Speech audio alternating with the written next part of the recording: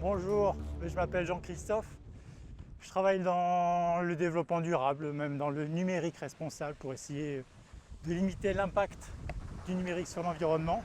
J'ai commencé à surfer il y a 40 ans et depuis j'essaie de jouer avec tous les accessoires qui existent, donc le kite, le paddle, le foil. Et donc avant j'étais surfeur mais maintenant je suis kiteboarder. Voilà. Et là les conditions sont idéales pour le kite foil.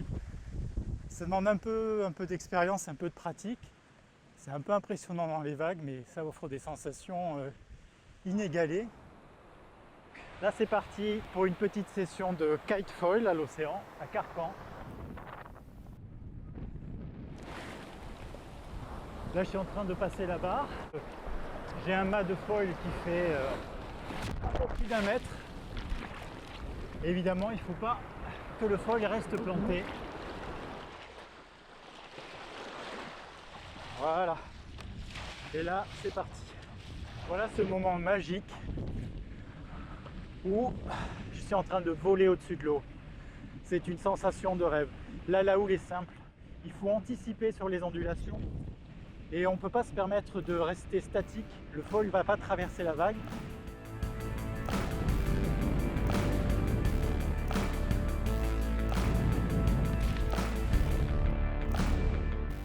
C'est génial, j'ai un copain en face de moi là qui fait du foil pareil. Donc le gros avantage du foil, c'est de pouvoir justement naviguer au-dessus de la houle, au-dessus du clapot, au-dessus de tout ce qui fait des tapements, qui fait du bruit, qui fait des vibrations sur la planche. Donc là, pas un bruit, vous pouvez entendre à peine le bruit du vent.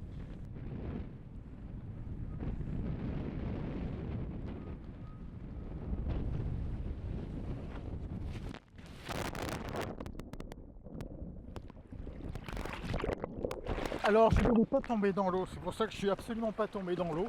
J'ai pris une boîte de rêve.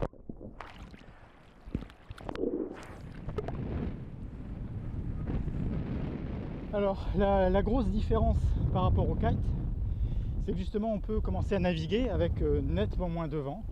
À partir de 8 nœuds par exemple, on peut commencer à naviguer. Alors qu'en kite c'est normal, enfin là il n'y a pas beaucoup de vent, hein, donc c'est pour ça que j'ai posé.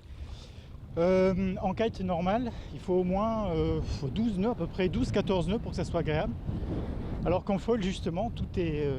dans la mesure où il y a moins de frottement, on a besoin de beaucoup moins d'énergie.